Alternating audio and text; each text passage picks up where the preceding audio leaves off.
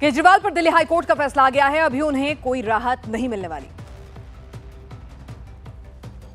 केजरीवाल को बड़ा झटका लगा है। दिल्ली हाईकोर्ट ने रिहाई की याचिका पर फैसला सुना दिया है। अभी उन्हें ईडी की कस्टडी में रहना होगा। इस मामले की अगली सुनवाई अब 3 अप्रैल को होगी।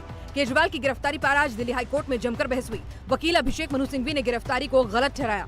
कोर्ट में दलील दी गई कि साजिश के तहत विपक्ष के नेता को गिरफ्तार कर उन्हें चुनाव प्रचार से रोका जा रहा है। केजरीवाल की तुरंत रिहाई की मांग की गई, लेकिन राहत नहीं मिली। कोर्ट के फैसले से पहले अरविंद केजरीवाल की पत्नी सुनीता केजरीवाल ने इमोशनल कार्ड खेला। उन्होंने कहा है, मेरा शरीर जेल में है, लेकिन आत्मा आप सबके बीच है। आंखें बंद करो, मुझे अपने आसपास महसूस करोगे। केजरीवाल से पहले उनकी पार्टी में कौन कौन कानून के शिकंजे में फंसा, इसकी लिस्ट भी देख लीजिए।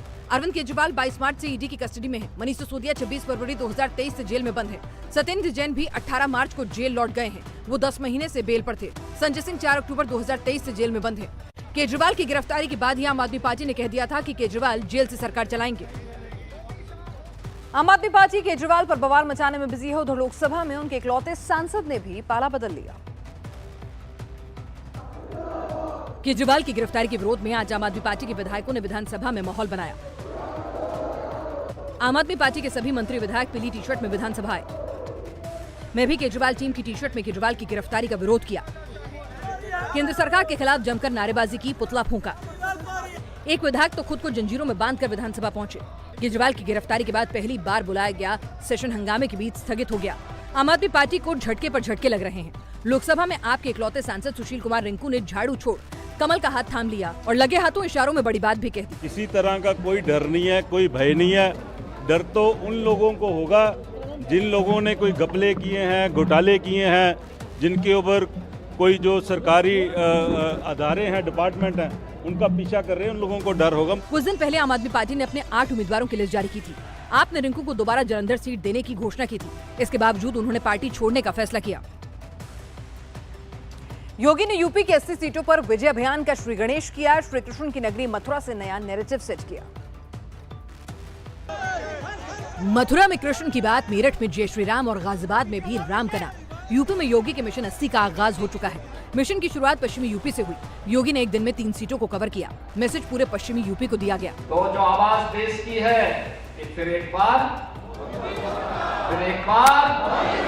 योगी आदित्यनाथ ने मथुरा के श्री कृष्ण जन्मभूमि मंदिर में पूजा अर्चना के बाद साफ संदेश दिया। रामलला विराजमान हो गए, लेकिन मथुरा वृंदावन की कुंज गलियां अभी इंतजार कर रही हैं। मथुरा से बीजेपी ने हेमा मालिनी को टिकट दिया है। मेरठ से पर्दे के राम को मैदान में उतारा है। अयोध्या टू गाजियाबाद राम लहर चल रही है। अपने धाम में विराजमान होकर के बोले कि साक्षात दर्शन भी हम सबको कराए और मथुरा वृंदावन की कुंज गलियां भी इंतजार तो कर ही रही हो। अगले 5 दिन में योगी 15 जिलों में जाएंगे। वो फर्स्ट फेज और सेकंड फेज की वोटिंग वाली सीटों को कवर कर रहे हैं। 24 में मोदी का टारगेट बीजेपी को 370 पार ले जाने का है। इसके लिए यूपी की 80 सीटों की जिम्मेदारी योगी के पास है। फर्स्ट फेज के नॉमिनेशन के आखिरी दिन नागपुर में गडकरी का ग्रैंड जलसा निकला। पूरा शहर भगवा हो गया। नागपुर में केंद्रीय मंत्री नितिन गडकरी ने अपना नॉमिनेशन ग्रैंड अंदाज में फाइल किया। नागपुर की सड़कों पर विशाल रोड शो निकाला गया। पूरे नागपुर पर भगवा रंग छा गया। गडकरी के रोड शो में 50,000 से ज्यादा बीजेपी कार्यकर्ता और समर्थक शामिल हुए। रोड शो से पहले गडकरी ने अपने घर पूजा की। पत्नी ने माथे पर तिलक लगाया। भगवा रथ पर सवार होकर गडकरी नॉमिनेशन के लिए निकले। उनके नॉमिनेशन में महाराष्ट्र के बड़े नेताओं का जमावड़ा लगा रहा। अगली बार,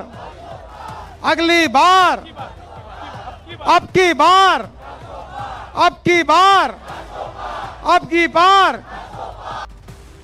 नितिन गडकरी को भाजपा ने तीसरी बार नागपुर से लोकसभा चुनाव में उम्मीदवार बनाया है। इससे पहले वो 2014 और 2019 में भी नागपुर से संसदीय चुनाव जीत चुके हैं। गडकरी के नागपुर से सांसद बनने से पहले ये सीट कांग्रेस का गढ़ मानी जाती थी।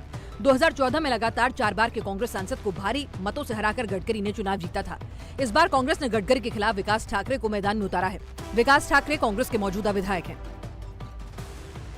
आज रामलहर का असर अयोध्या टू अलवर दिखा। केंद्रीय मंत्री भूपेंद्र यादव के नॉमिनेशन में राम नाम के जयकारों से अलवर गूंजा। अलवर में नॉमिनेशन से पहले केंद्रीय मंत्री भूपेंद्र यादव का रोड शो राम लहर के साथ चला। बाइक रैली से पहले भूपेंद्र यादव ने प्रसिद्ध जगन्नाथ मंदिर में पूजा अर्चना की। राम नाम की गूंज के साथ अलवर भगवा रंग में रंग गया। नॉमिनेशन में ही अलवर को क्लियर मैसेज गया, ये चुनाव राम लहर वाली है। राजस्थान के सीएम की मौजूदगी में अलवर के कंपनी बाग में मेगा रैली का भी आयोजन किया गया। इस सीट से बाबा बालकनाथ सांसद थे, लेकिन पार्टी ने उन्हें विधानसभा चुनाव में उतार दिया था। ये सीट यादव बहुल्य है, इसलिए भूपेंद्र यादव कास्ट इक्वेशन में फिट बैठे। भूपेंद्र यादव अजमेर के रहने वाले हैं, 2 बार लगातार राज्यसभा के मेंबर रहे, लेकिन इस बार पार्टी ने उन्हें लोकसभा चुनाव में उतारा है। 370 से लेकर के राम मंदिर के निर्माण का काम हुआ है। ये पूरे देश एक नए परिवर्तन के दौर पे है। ये वो भारत बनने जा रहा है जो दुनिया की 5वीं बड़ी अर्थव्यवस्था बन चुका है और 3री बड़ी अर्थव्यवस्था बनने की दिशा में ये भारत जा रहा है। अलवर में मुकाबला यादव वर्सेस यादव होगा। कांग्रेस ने यहां से ललित यादव को चुनावी मैदान में उतारा है। दक्षिण में भी बीजेपी के कई बड़े नेताओं ने नॉमिनेशन फाइल किया। मोदी के टारगेट 400 का रास्ता यहीं से होकर गुजरेगा। फर्स्ट फेज के नॉमिनेशन के आखिरी दिन दक्षिण में भी शक्ति प्रदर्शन दिखा। तमिलनाडु के कोयम्बटूर से डीएमके कैंडिडेट गणपति राजकुमार रोड शो के साथ नॉमिनेशन फाइल करने के लिए पहुंचे। उधर बीजेपी नेता अन्नामलाई ने भी इस सीट से नॉमिनेशन फाइल किया।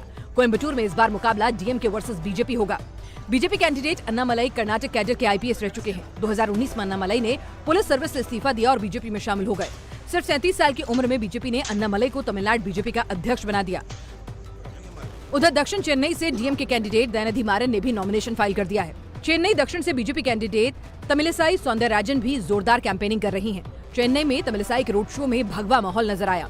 तेलंगाना के गवर्नर पद से इस्तीफा देकर तमिलिसाई चुनावी मैदान में उतरी हैं। 2019 तक वो तमिलनाडु बीजेपी की प्रमुख थी, लेकिन सितंबर 2019 में सौंदरराजन को गवर्नर बना दिया गया। दक्षिण में मोदी लहर का असर देखते हुए बीजेपी ने उन्हें चुनावी मैदान में उतारा है। 400 प्लस के टारगेट के लिए दक्षिण में स्ट्राइक रेट बढ़ाना मोदी की प्रायोरिटी है।